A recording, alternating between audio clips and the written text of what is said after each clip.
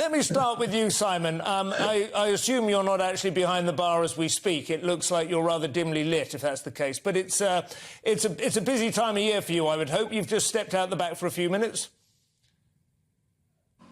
It is a busy time of year. We're not actually open tonight, so I have got my own glass of wine with me, splendid. Simon, which I'm sure the father won't disapprove of.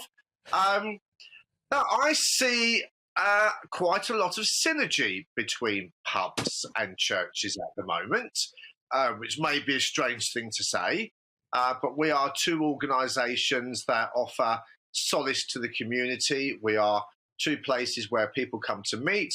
We're certainly places where those that have been bereaved and those that are single come to meet other people and try to find some company.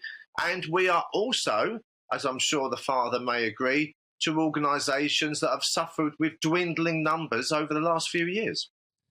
Well, this is true, of course. Traditions of all sides are dwindling and changing, and I suppose the good book itself would warn us, and many of the world's great faith traditions warn us that things do change, and it takes a degree of steadfastness to hold your course under such conditions. Father Nadeem, would you agree with Simon's notion that pubs and churches are not so very different? He's going into Bond villain mode there.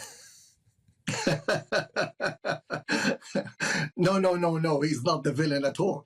And of course the number is dwindling, but for different reasons, of course. I think the reason for us as a church is mainly two things. We deal with Christianity as a religion, and Christianity is not a religion. And second, we deal with Christianity as the church, which is an institution. And once you institutionalize the religion, you're killing it. So, and both elements, the religiosity and the people are fed up with that, and the institution, which is a man-made body or structure, also the people are fed up with it, are causing us to look at Christianity in this way. But yes, the number is dwindling. Yes, it is dwindling. But remember, the story of Christmas is, the original story is that God didn't have place in the society. So Mary gave birth to Jesus and put him in a manger, which is a wooden structure made for animals. So well, it's funny you mention that, because I noticed Simon, clearly our landlord, runs a pub called The Plough, which also leans heavily, clearly, on its rural traditions in order to evoke a certain amount of bucolic charm, perhaps. Do you feel you have some connection at that level as well, Simon? Well, I'm not as well adversed with the Bible as the father. Of course I'm not.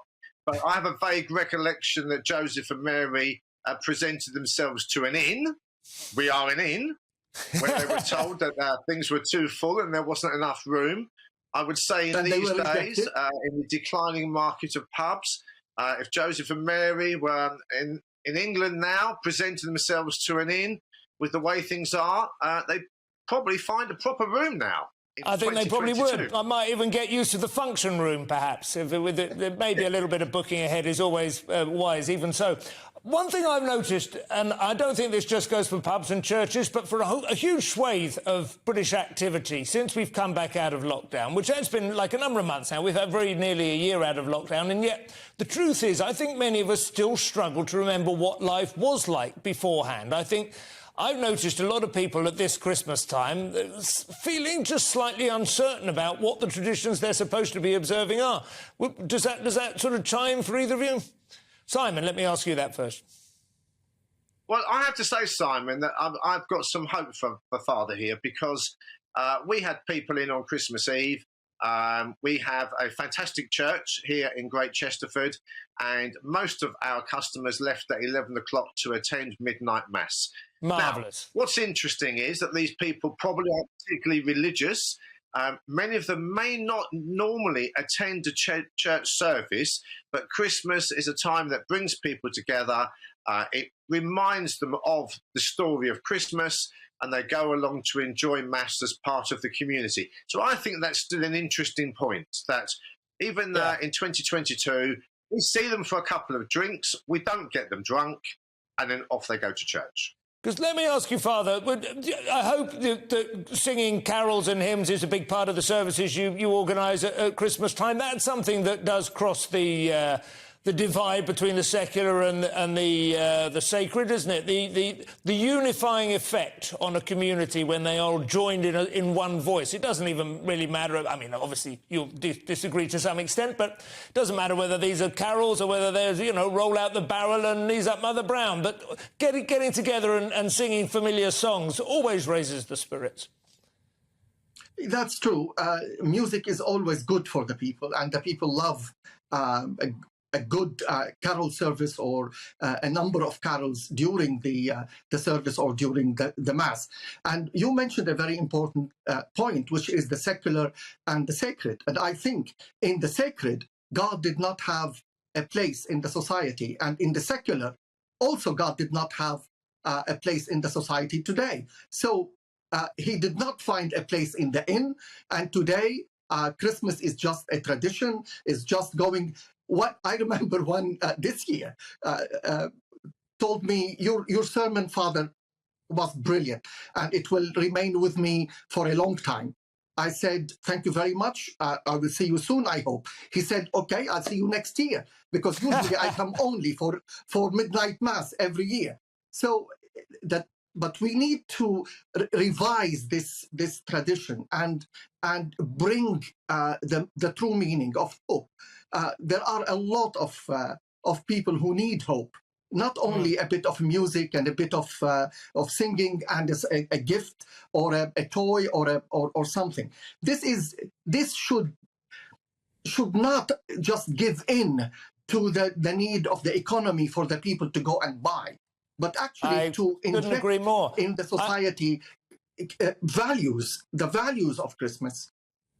Quite true. I will just add as well, the one thing I've always thought church was fairly good at was a reliable, if subconscious, value that it provided, was that of offering people an opportunity once a week to express gratitude for the good things that they have, because it's very easy to slip into being more aware of things that are going wrong, things you've been denied or deprived of, especially at this time of year when you're deprived of light and cold, deprived of heat, rather. The sort of regular mechanisms for expressing gratitude. And I think to some extent that comes with buying you round as well, doesn't it, Simon? Well, I think Father would...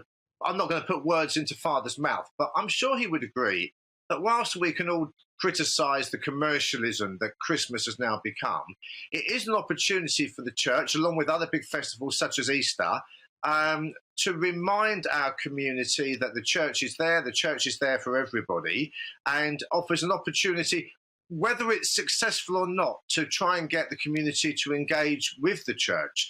So I understand the Father's view that it's over-commercialised. I think we all agree with that, Father. But it is a poster opportunity for the church to offer engagement. So I think we should celebrate that. I absolutely... Listen, I think there's a very promising accord developing here. I hope we can pursue it. It wouldn't hurt, would it, in fact, if the church had a corner of the local pub in which it could sort of, present a few icons and perhaps leaflets advertising what was coming up. And equally, if the landlord of the local had a barrel that was at the back of the church, for those who needed a little bit of immediate sustenance after a particularly... hard sermon, one which had landed a bit too close to home. Perhaps a quick half before taking a stroll around the grounds. Do you think you could come to some sort of arrangement along those lines?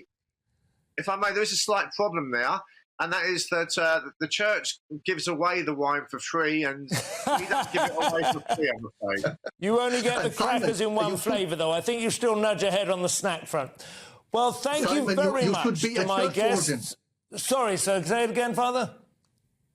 Simon, I said he should be a church warden if he has such a positive opinion about the church. We are proud of you, Simon. Go for it.